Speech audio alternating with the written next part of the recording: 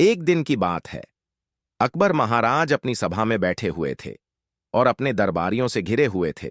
उनके सामने एक सवाल था जिसका उत्तर उन्होंने खुद नहीं पाया था और उन्हें लगा कि यह सवाल शायद किसी के लिए भी आसान नहीं हो सकता। यह सवाल बहुत ही साधारण सा था, लेकिन इसकी गहराई किसी को समझ में नहीं आ रही थी।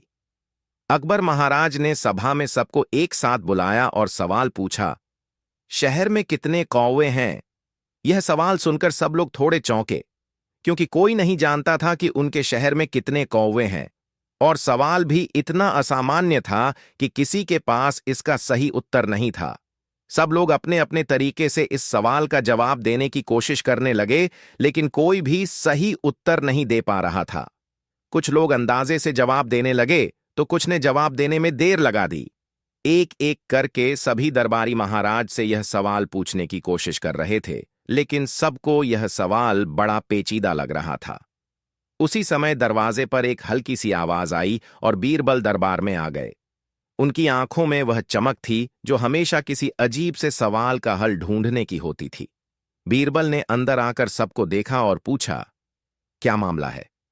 सबने अकबर के सवाल का जिक्र किया। बीरबल ने मुस्कुराते हुए अकबर से पूछा, क्या आप मुझसे वह सवाल पूछ सकते हैं? अकबर ने वही सवाल फिर से दोहराया, शहर में कितने कौवे हैं? बीरबल ने सोचा और तुरंत जवाब दिया, शहर में 21,523 कौवे हैं। यह सुनकर सब लोग चौंक गए और अकबर ने हैरान होकर पूछा, तुम इसे कैसे जान सकते हो? बीरबल ने बड़ी शांति से कहा, महाराज, अगर आप चाहें तो मैं अपने आदमियों से कह सकता हूं कि वे कौवों की गिनती करें, लेकिन मुझे यकीन है कि संख्या ठीक यही होगी।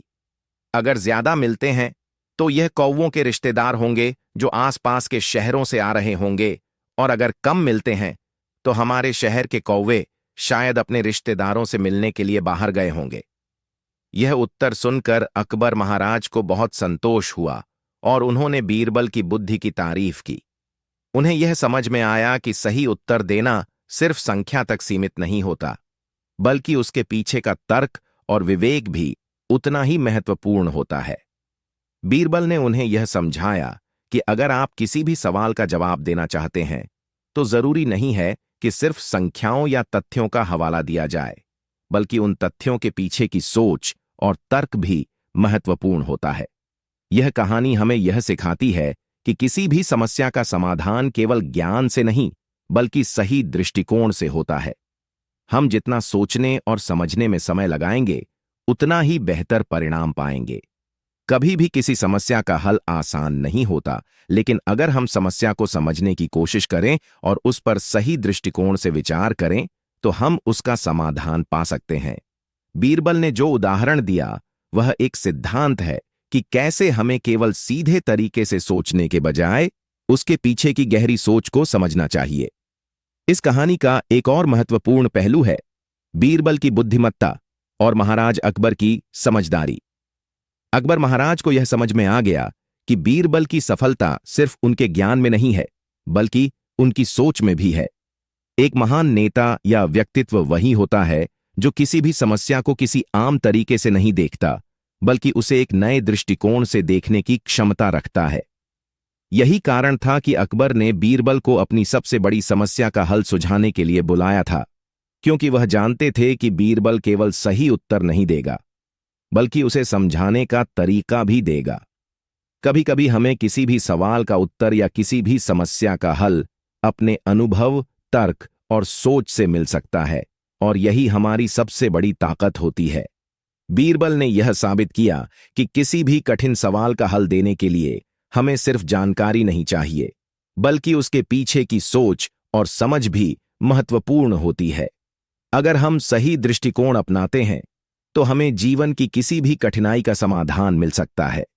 यह कहानी हमें यह भी सिखाती है कि जीवन में सही उत्तर पाने के लिए हमें सिर्फ सामान्य ज्ञान से काम नहीं चलाना चाहिए, बल्कि हमें हर समस्या को एक चुनौती के रूप में देखना चाहिए और उसे हल करने के लिए अपने दिमाग की पूरी शक्ति का उपयोग करना चाहिए।